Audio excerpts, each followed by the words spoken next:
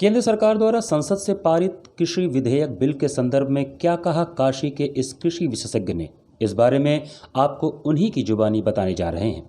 पूर्वांचल के सबसे श्रेष्ठ काशी में महत्वपूर्ण स्थान रखने वाले उदय प्रताप कॉलेज के एग्रीकल्चरल फैकल्टी के प्रोफेसर मनीष सिंह ने संसद द्वारा पारित इस बिल के बारे में बताया कि यह बिल यदि 10 वर्ष पहले आ जाता तो आज किसानों की हालत कुछ और होती और किसी क्षेत्र में किसान और भी ज़्यादा समृद्ध और खुशहाल नजर आते। साथ ही प्रोफेसर मनीष सिंह ने बताया कि इस बिल को 10 से 15 साल पहले आ जाना चाहिए था। इस बिल के चलते वैश्विक बाजार में कृषि के ऊपर की आपूर्ति किसान को प्रत्यक्ष रूप से मिलेगी। किसान प्रत्यक्ष रूप से विपणन से जुड़ेंगे, बिचौलियों की भूमिका खत्म होगी और उनको फसल का बेहतर मूल्य मिलेगा तथा आने वाले युवा खेतीबाड़ी और किसानी की तरफ उत्सुकता से जुड़ेंगे। देखिए, जो लोकसभा में ये बिल, ऐतिहासिक बिल भारत सरकार ने पास किया है, भूमि की उर्वरा शक्ति से इस बिल का कोई तात्पर्य नहीं है। यह बिल आज़ादी के बाद पहली बार किसानों को बिचौलियों से मुक्त कराया गया है और ये भारत सरकार का ऐतिहासिक कदम है। हम सभी कृषि अर्थशास्त्री माननीय यशस्वी प्रधानमंत्री का अभिनंदन करते हैं कि पहली बार उसने किसानों को, बिचौलियों को किसानों से मुक्ति दिलाने के लिए इतना कड़ा निर्णय लिया। मनीष सर, फसल पद्धति पर इसका क्या प्रतिकूल असर देखने को मिलेगा? क्रॉपिंग पैटर्न पर असर 1 साल बाद समझ में आएगा। जब डिमांड होगी तो किसान देश में किसी राज्य में जहां पर डिमांड है, जहां उसको अच्छी फसल का दाम मिलेगा, वहां पर वो अपनी फसल को बेच सकता है। जैसे आज ही आप अगर समाचार पत्रों में देखे होंगे, चंदौली के कुछ क्लस्टर में काले धान की खेती की जा रही है और करीब 700 मीट्रिक टन काला धान ऑस्ट्रेलिया को निर्यात किया गया है। अगर इसकी व्यापक खेती बनारस में की जाएगी और फार्मर्स ऑर्गेनाइजेशन बना के इसको निर्यात किया जाएगा तो 2022 तक जो प्रधानमंत्री का विजन है कि किसानों की आमदनी दोगुनी, क्या हमारे ऐसे अर्थशास्त्रियों का मानना है कि किसानों की आमदनी तिगुनी और चौगुनी बढ़ सकती है। सर, सेब की खेती बात की जाए, अन्य खेती जो ज़्यादा न हो के ज़्यादा मुनाफे वाली खेती है, उस पर इसका कुछ असर पड़ेगा? निश्चित रूप से इसका असर पड़ेगा। सेब की खेती हो, फ्रूट्स या वेजिटेबल्स हो, जब डिमांड है, अभी आज अगर आप बाज़ार की बात करें, टमाटर 60 रुपये 70 रुपये है, लेकिन किसान को क्या रुपये मिलता है?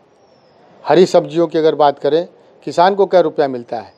प्याज के सीज़न में देखिए, अभी कल ही भारत सरकार ने निर्णय किया कि इसका निर्यात बंद कर दिया गया। तो निश्चित रूप से ये जो पंजाब और हरियाणा में जो विरोध हो रहा है, ये अड़हतियों और कोल्ड स्टोरेजों के मालिकों की मिली भगत से हो रहा है।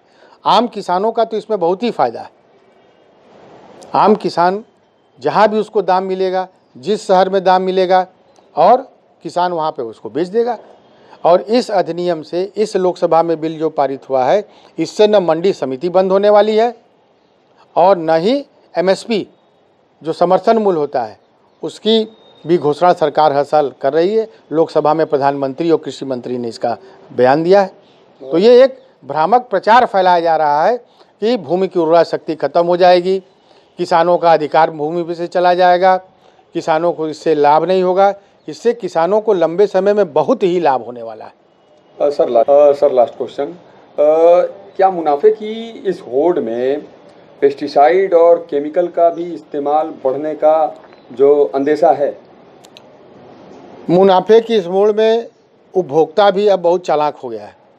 जिस तरह से भारत सरकार जैविक खेती को बढ़ावा दे रही है, जिस तरह से उपभोक्ता भी जागरूक हो गया है, पेस्टिसाइड को यूरिया कोटेड बना दिया, नीम कोटेड बना दिया गया है, तो निश्चित रूप से थोड़ा सा असर तो पड़ेगा अधिक उत्पादन करने के लिए किसान। लेकिन इसके लिए सरकार के पास तमाम उपाय हैं।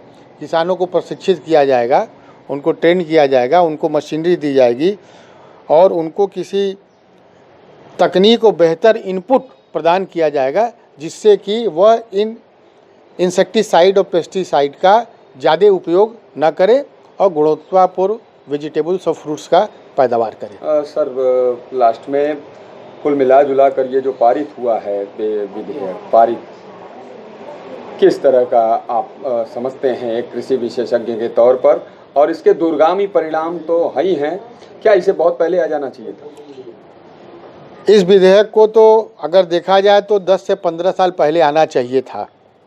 वैश्विक बाजार में कृषि की उपज की आपूर्ति, किसान प्रत्यक्ष रूप से विपणन से जुड़ेंगे, बिचौलियों की भूमिका खत्म होगी और उनको फसल का बेहतर मूल्य मिलेगा।